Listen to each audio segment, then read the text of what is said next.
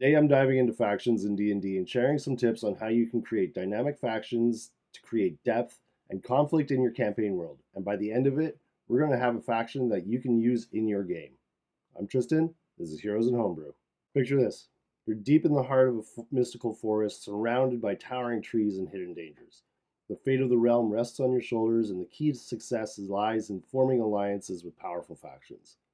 But how do you go about creating these factions in a way that adds excitement and depth to your D&D campaign? I've got you covered. First things first, when making factions for your game, think about what makes them unique and memorable. Are they noble knights sworn to protect the realm?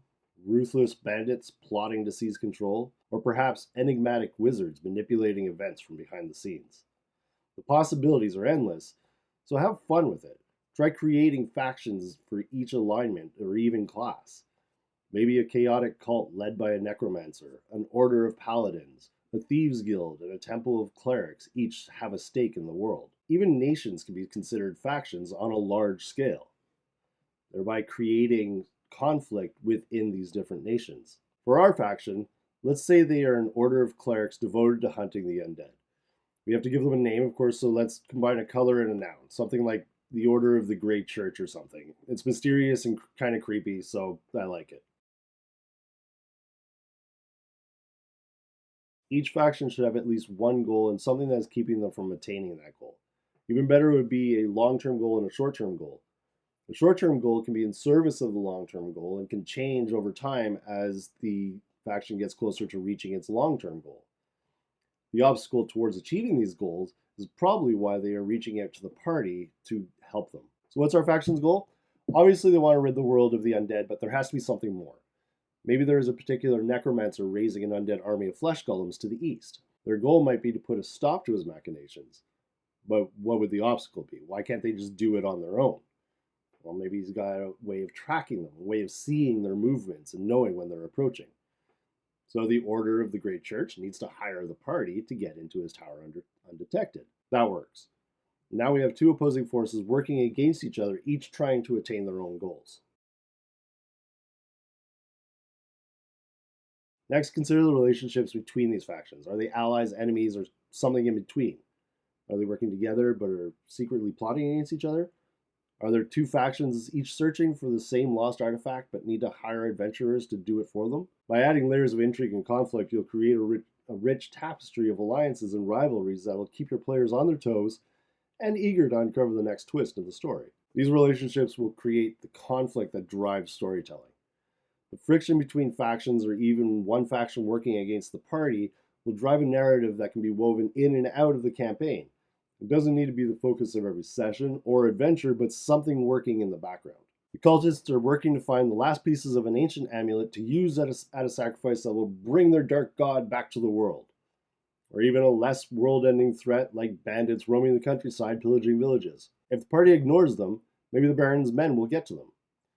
Maybe a town the party once visited gets burned to the ground, and the next time they visit, it's a pile of ash. Point is, these factions are constantly at work with or without the party's involvement. So our clerics are working against the necromancer even without the party's help. It could be a conflict that has been going on for hundreds of years. These two opposing forces are at constant odds against each other in the background, with or without the party. Players themselves will likely form their own opinions of these factions, possibly seeking work from one while refusing work from another. Encourage them to interact with the factions, forge alliances, and make decisions that will shape the course of the campaign. After all, D&D is a collaborative experience, so let their choices and actions influence the fate of the factions and the world at large. How they work with the factions will add to the emergent storytelling just as much as hex crawling and dungeon delving. The player's actions will create threads that you as the referee can use to prepare for the next session. If the party chooses not to help our clerics, then they will just have to find another party to take on the quest. That struggle will be going on in the background and could have dire consequences down the line. Or not if the necromancer is stopped by someone else. However, if the party chooses not to help the clerics, then in the future the order probably won't have a very favorable view of the party, which again could lead to more tension later on. However, if they take on the quest and defeat the necromancer, they will likely have riches and magic items and have an ally in the Order of the Great Church. Probably they'll become well-known adventurers in the area and receive free lodging in the temple whenever they need it. They may be able to call on the Order in the future to help them fight an even greater threat. Each of these factions, particularly ones sharing an alignment with the party members, should have quests for the party to follow. These quests can be in direct conflict with another one of the factions. Whether it's a daring rescue mission, treacherous infiltration, or a desperate battle for survival, make sure the stakes are high and the rewards are worth the risk. After all, in old school games, gold is XP and XP is levels. Your players will be fully immersed in the story you've created together, and they'll want to see how their decisions impact the factions and the world around them. Our clerics and necromancer have created a quest for the party to follow merely by existing. We've created a conflict that needs to be resolved, consequences if the party chooses not to act, and a change in the world around them if they take on the quest and succeed. But remember, if the necromancer is defeated and his army of flesh golem abominations struck down, power hates a vacuum, and another threat will likely take its place that needs to be defeated. This quest could be the background for an entire campaign. Armies could be raised on each side and that culminates in a bloody battle in the desert wastes between civilization and the unexplored wilds.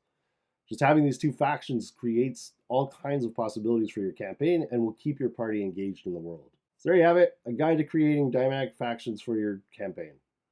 I hope these tips inspire you to create your own factions for your world, or you can use the ones that we created here today.